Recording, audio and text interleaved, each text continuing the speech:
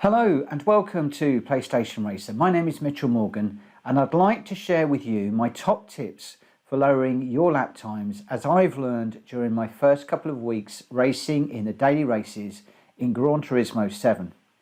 For example, using the tips in this video, I lowered my qualifying time for this week's daily race, B, from a 140.9 to a 139.9, and that is down from a fairly consistent 141 that I was posting at the beginning of Monday after a few laps of running, and I've since reduced it around about a second more. So quite some considerable saving of time using the tips I'm about to share with you. Now, although I'm a very long-term Gran Turismo player, dating right back to version 1 of the game running on my PS1, I've only just begun to take online racing seriously, and that's online racing with real life people. And to be quite honest, I'm really average at best, and I've found that stepping up from racing the AI in the World Circuit races has been a massive learning curve, with the development of racecraft skills, growing a thick skin with regards to dirty racing, and all-round learning to race better and quicker. Before I get into my top tips to reduce your lap times, I must mention the online community that is following me on my nightly live streams. I have a growing number of people that are offering me some superb tips and advice that is making all the difference, and much of that advice forms the basis of this video. I'm listening to those people and reviewing the chat between live streams, and then I'm trying to apply everything, or at least those things that work for me and my driving style, into my races the next day. Because I am concerned about missing anyone, I will not name names, but you all know who you are, and I thank you from the bottom of my heart for your support, advice and encouragement during these early days of my online racing. So with regards to the tips, tip number 1 is to not jump straight into the races. It's all too easy to want to dive straight into the racing, and that is a great place to learn. After all, you've got cars to follow, cars to chase, and you will learn an awful lot.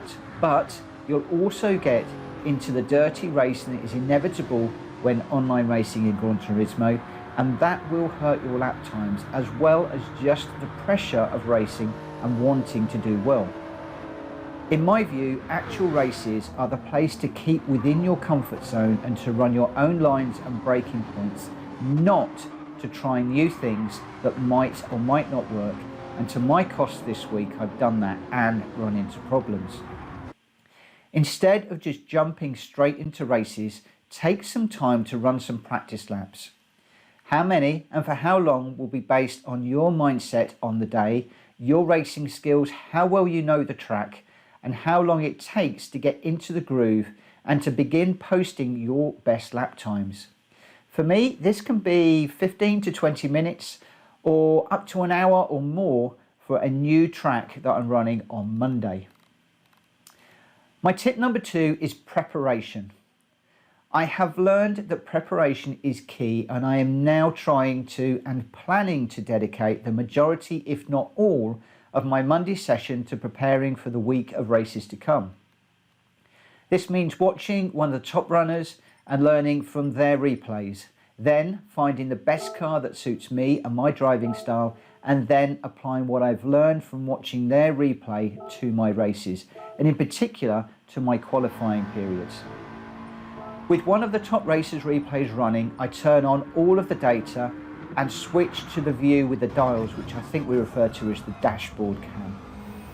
This then enables me to pause the video as they hit their brakes and to look for my own braking markers, my own braking points, and also to look at the attitude of the car at that point. I then let the video run until they reach their turning point, and again I'll then pause the video to look for reference markers, the gear that they're running in, and more. I might then rewind the video to observe their lines through the corners, their exit gears, etc. Sometimes I might just sit and watch and observe. I tend to do this offline, but then I often recap by watching their replay again, using the dash cam to remind myself before going into each racing session. My tip number 3 is to use a fast ghost car. When it comes to my runs, I usually try to pick and concentrate on 1 or 2 corners per run. When I have those nailed, I'll move on to others and then try to put everything together in one fast lap. There are usually a few standout corners where I struggle, and so I try to identify those pretty easily and then work on those, as I said. I also use a ghost car when practicing. This used to be my own ghost car, but I have since found that this can be detrimental because I'm just following my own errors, my own poor lines, etc. Following the advice from some of my viewers, I now load up one of the lap times from page 1 or 2 of the world leaderboard. Once I've settled on a car, normally later in the session on the Monday, I might then switch to reference that car in the races. So I'll load up that car and follow it as a ghost. So for example, if I'm running the McLaren, then I'll look for a very quick running McLaren, load up that ghost and then use that. I then try to stick to that one car and to follow their lines, observe their braking points, turning points, and just generally try to stay with them. This has been one of the main ways that I've been able to lower my lap times considerably. One word of caution though, when chasing a ghost for lap after lap after lap, you can get very used to driving to that car. It's sort of like using a crutch when walking. You get used to it, you rely on it. Now you will not have that ghost car when you're running your own races. Granted, your muscle memory will kick in and that will help a lot, but you still need to have committed your gears, braking points and turning points to memory for when you are in amongst other cars or racing in clean air and trying to push as hard as possible.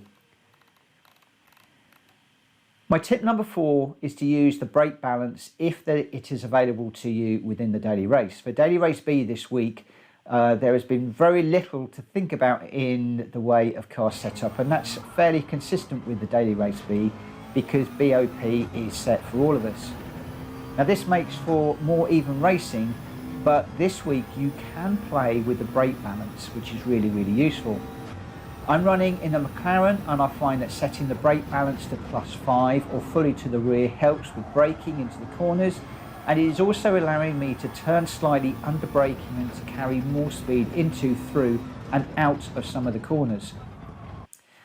Brake balance is always going to be subjective though, and you will need to experiment to find what works best for you and the car that you are running. As a rule of thumb, and as shared with me during one of my live streams, you could begin with setting the brake balance to the rear for mid-engine cars, to the front for front-engine cars, and to leave it in the middle for all of the others. So for example, I have found that the Ferrari likes a brake balance of about +2 to the rear.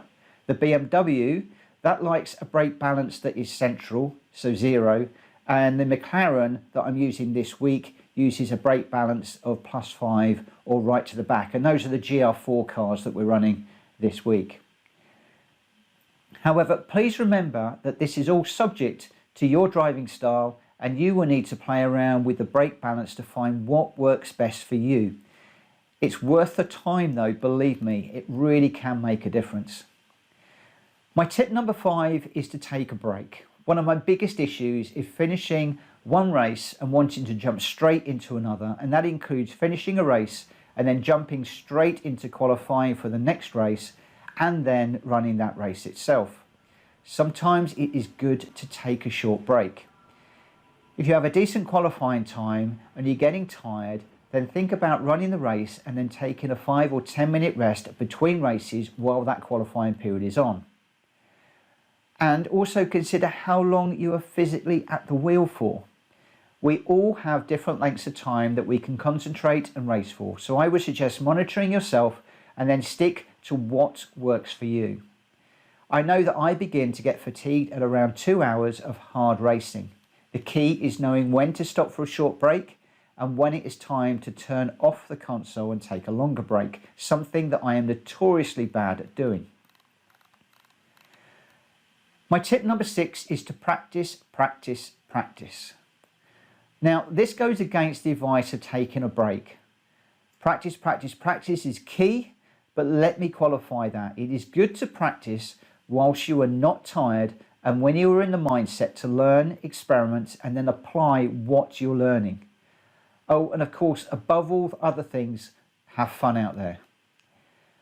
I hope that some of these tips help you as much as they have helped me, and I look forward to maybe racing with you in Gran Turismo 7 at some time in the near future. In the meantime, if you found this video interesting or useful, please remember to hit that like button, and if you could smash the subscriber button as well, that will really make my day. For now, take care, and I'll see you again very soon. Bye bye.